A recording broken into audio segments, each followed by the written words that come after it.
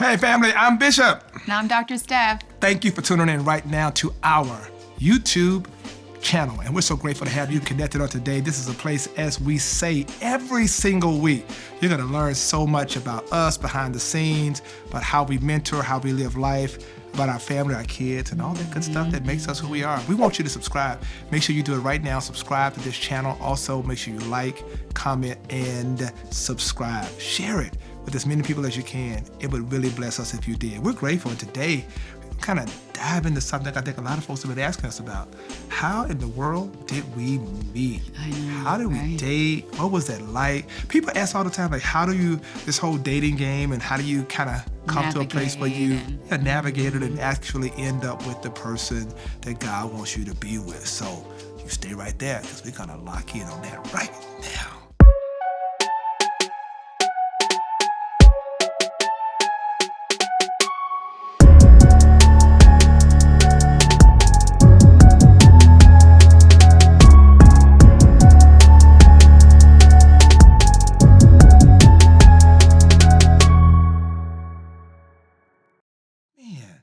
How did I meet you? Well, let's see. So blessed. You were so blessed. You know what I was doing? I was like in an interesting space in my life. Yeah, no, Right? we both were. Yeah, I'd been single for 3 years, but I was widowed. I had lost a wife to cancer, and I had gone through a very difficult season dealing with depression, working through that moment of isolation.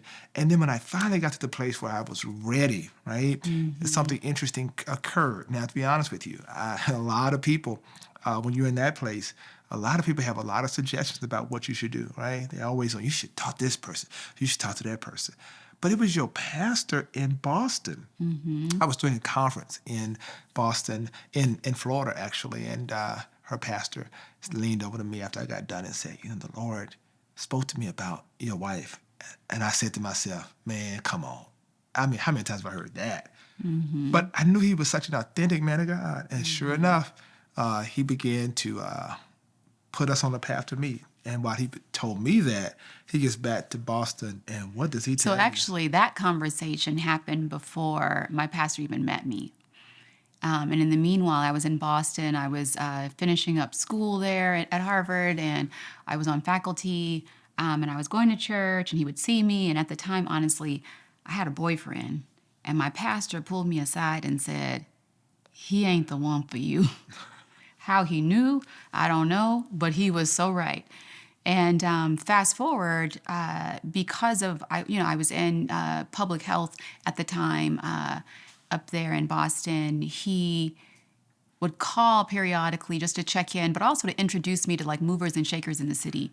And so then one day he called and he was like, hey, Steph, I want you to come out to lunch with me and one of my friends. They're coming to town. And I was like, okay, cool. Not a problem. Not a problem. Yeah, I would love to meet whoever that is. I'm sure it's going to be like a good business connect. And then he hung up the phone. He calls me back. And he's like, wait, do you have a website where people can go to? Yeah, because I asked him for a picture, right? I was like, yo, I'm not doing this blind date thing. Like, I'm not dating by faith. I'm dating by sight. So I want to see a picture. But for me, I didn't realize that he was trying to set me up on a blind date at the time. So I sent him to my business website at the school. And then he calls me back and he's like, no, I mean one that has like real pictures. And then it dawned on me at that moment that he was trying to set me up on a blind date. And I was like, no, thank you. I'm good. No. And so we finally ended up, connecting over the phone, and we talked. We met, man, like in May, early June. Yeah, we met the beginning of May. Yeah. And then a month later, we actually met in person after talking on the phone for a month. And essentially, we've been together ever since. We were engaged in 3 months, married 8 months later. And here we are 14 years later, married. Yeah. Still. And still. Yeah. Sane, smiling. Yeah. But, it's been an interesting journey, right? Because what we believe, like very strongly, like in relationships, that God brings two people together for purposes much greater than themselves. Yes. And so a part of that is we come together, and I'm from Louisiana. And I'm from LA, right. The real LA. And we have different understandings of marriage. Both of our parents were married for over 50 years. So we come from very, stable homes. Yeah. But the way in which those marriages were operating and how they manifest that before Yeah. us is Yeah. what kind of, Examples that they set for us. yeah, it kind of helped us understand what to expect, et cetera. But we ran into some roadblocks. Yeah. And some of those roadblocks have to do with expectations. Like I had expectations. I'm from the South, and most men from the South, we kind of train. Like men go outside, do the work, cut the yard, take the trash out. The women are inside cooking. That's why you see like on these Sunday dinners and stuff like that. You see the women around the table having conversations, etc. Well, so we're at a function. You see how she looking? You see So that? let me just jump See that in. right So there? in my family, again, we're on the West Coast. The men in my family were amazing cooks, chefs. I mean, like cooked all holiday meals because they were excellent at what they did. I had uncles who had catering businesses, and whenever we had barbecues or family get-togethers, a lot of the men did a lot of the cooking. And so here we are in Boston at a function, and Yeah, I'm like, you gonna get my plate? I looked at him like, "Are you gonna get my plate?" Wow. And I'm like, OMG. Like, really? Like, what in the world have I done? And I could not understand for the life of me why he was so upset. And he wasn't actually upset in the moment. He was just upset internally. But of course, when we got home, he like had a chip on his shoulder, and I was trying to figure out, well, what's wrong with you? Like, I'm not used to that, man. But the reality though is that sometimes our upbringing and the way in which we have been exposed, we kind of, It bleeds into your current relationship. Yes, and you have to learn how to give your relationship an opportunity to evolve apart from that, Yeah. and develop systems and ways of operation that will work for you. We had to figure out, okay, yes, that's how you were raised, and that's where you came from, and that's what you're used to, and this is how I was raised, and the same. But at the end of the day, like, who are we going to be together? Yeah. Who are we going to be within the confines of Yeah. our home, within the confines of our relationship? Because just because that's what we've seen, that doesn't mean that's who we are as individuals. And we had to figure out like what works for us. Like, I'm not coming home from being on call 36 hours, 40 hours and cooking. Yeah. Like, my expectation is one, you fed yourself if you're a grown individual, or two, that you've got dinner waiting on me because I would do the same, And so we had to figure out something that just made sense for our lifestyle in the modern era. Yeah, so maybe that's like one thing we could just kind of put out there for you, like, right, it has to make sense for you, right? Yeah. Like, it has to make sense for you. Maybe you should just, like, write that down. It has to make sense for Not you. just about tradition or what you've seen or what you've been taught, because sometimes those things just don't fit.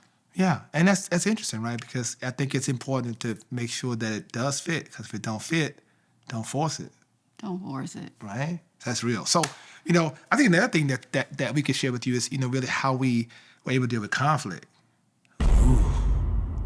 Yeah, let me tell you something. We are both A-type, and we were having conversational ping pong.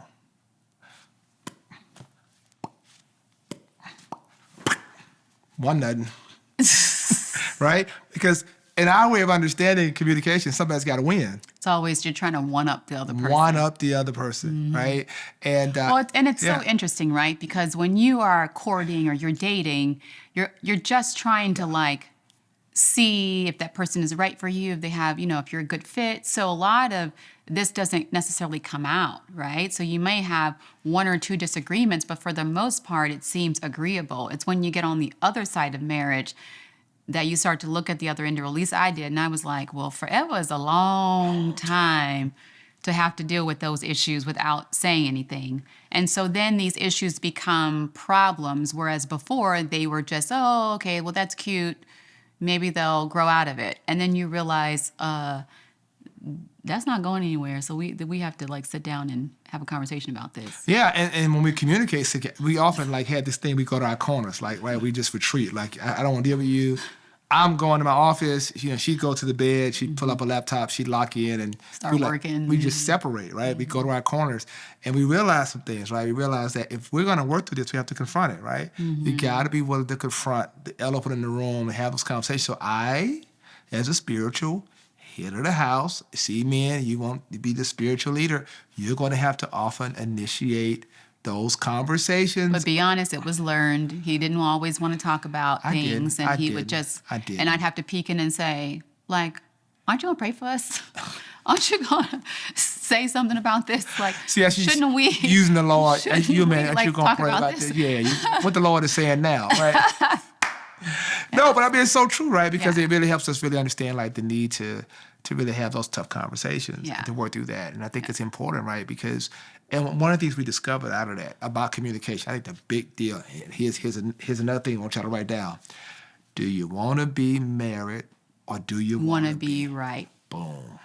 How about that? It's not always about being right. It's about being married. These relationships are so And important. figuring out what you need to do to make it work. Yeah. Yeah.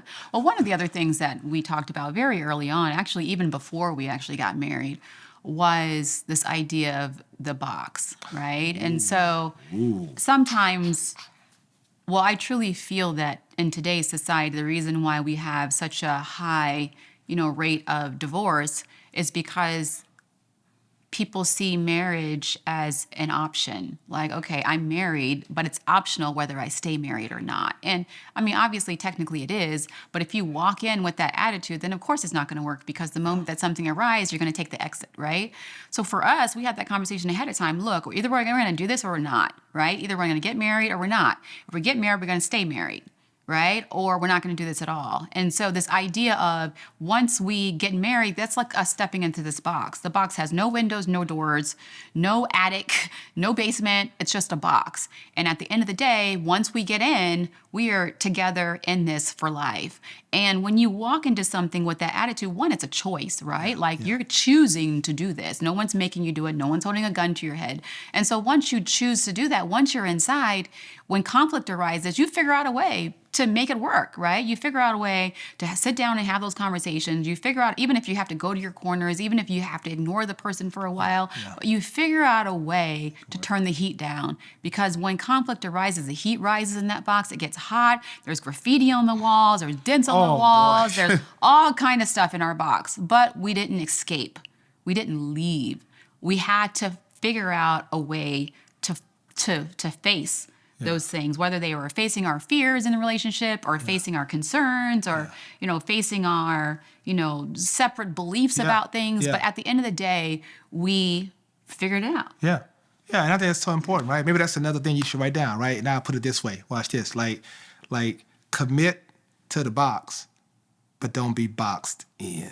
Ooh, that's good. That? That's good. Right? Because we never box each other in. Yeah. But I'm committed to the box. But you still allow me to be me and have the freedom to be me. In the box. In the box. Freedom in the box. I love it. Because if you think the box is like confining or like jail. Yes, it's like no longer holy wedlock is ungodly padlock, right? so one of the things I think people would want to know, we've given them like 3 things, right? But I think one cool thing to talk about is like the list. Because people are dating and they want to know like, okay, what was on your list? And the Bible clearly says, God will give you the desires of your heart. So let's get it out. Stop apologizing for your list. Standards. For your standards. So she had a list. Yes. I had a list. Yes. And one day. Well, the way my list came about is I was in, Syria. I was a serial monogamer. So I was constantly in relationships, but I was in long-term relationships. And it just got to the point where I was done wasting time. And I was like praying and I was like, Lord, look, I'm done, wasting my time with these random people. And at the end of the day, I recognize that if it's going to be done, you have to do it for me. And I refuse. I refuse to go on another random date. I refuse to waste any more time. I'd rather sit at home, eat some popcorn, read a book, watch a movie by myself without wasting my time and working on me and making me the best version of me that I could possibly be. And I heard him say, you have not because you ask not. And I was like, wait a minute. I know I ask. I know I've told you or asked you for what I've wanted. Right. But the reality was I didn't. When you think about it, like when you are asking God for what you want in a mate or your spouse or to help things change in your marriage or whatever your standard relationship is, like, are you asking him for what you really truly want in your heart? Or are you asking him for what you think that he's capable of giving you in that season? Wow. And so for me, I was constantly asking him for what I thought he can give me as opposed to asking him for what I really wanted. And so my standards were way down here, and guess what? That's what I was getting. And so as opposed to even going there, I really truly dug deep and said, all right, Lord, you're challenging me. And I sat and wrote and wrote and wrote, and actually still have that journal to this day. Wow. And the crazy thing about it, like, we came in that place at the same time. I was in two done. different places, not even knowing each other. I was done. I had Yeah. to know I resigned. I'm not going on another date. Write the list. We have a conversation, and let's go down our list together. And do you know something? We had The same things. exact same thing on our list. It was unbelievable. We were very specific. We were saying crazy stuff like that. Wasn't kind of crazy, but it was just real. Like, we wanted somebody who understood Greek life, you know, what that meant to us. Somebody who I think we said Ivy League. I said that I wanted someone who went to an Ivy League because I wanted someone who understood the importance of education. I wanted someone who was financially stable, right? But it wasn't about the money.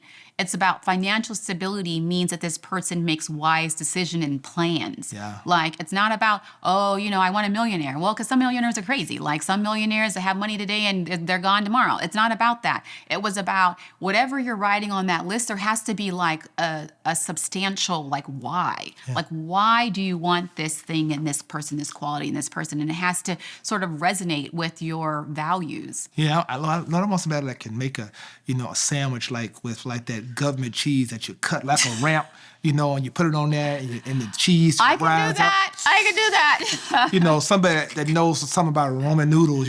I want somebody that if everything we lose, Yes. we're okay with going into a 1-bedroom studio apartment, and starting over We were from like, scratch. that was the thing that literally I met her in June, and by September I put a ring on her. How about that? Because when a man knows, when a man knows, and that's just it. When you know, here's the deal. What we discovered in a powerful way. This is the fourth thing we're gonna share with y'all. This is valuable. Listen, what we discovered through all of that is what you are looking for is looking for you. Boom. And what that means is, you're asking, you're praying, you're seeking, and sometimes you give up because you think, well, God, that person doesn't exist. Well, sometimes that same person that you are looking for is really looking for someone with your qualities, but they're going through the same thing. And sometimes there's a delay. Well, the delay can be sometimes God is still working on you. Sometimes God could be working on them. Sometimes God could be working on repositioning them so that you guys can actually meet at the right place at the right time and the right season in your life. And so it's not that God is saying no. Sometimes a delay is not necessarily a denial. It's just getting you to the point where you are ready for each other at the same time in the same season. So every relationship has a purpose. And it's on a path toward destiny. Yeah. And God brings you together with somebody. It's about what you're going to produce. It's about the bigger thing. And when you understand that bigger thing, that's what you fight for. We put it to paper. We took pen, separated ourselves in the house, and began to write. And we organically came back together with this amazing book. We want you to get it. It's called Becoming a Couple of Destiny. You can get your copy right here at josephwalker3.org. I promise you, it's questions after every chapter. We just want you to understand how this thing works, because ultimately we're not perfect. We're just perfect for each other. That's it. I promise you. Because let me tell you something about, I'm going to talk about the bishop side of me for a second. When you anointed, watch this. I know for a fact there's nobody on the planet anointed to be with her but me.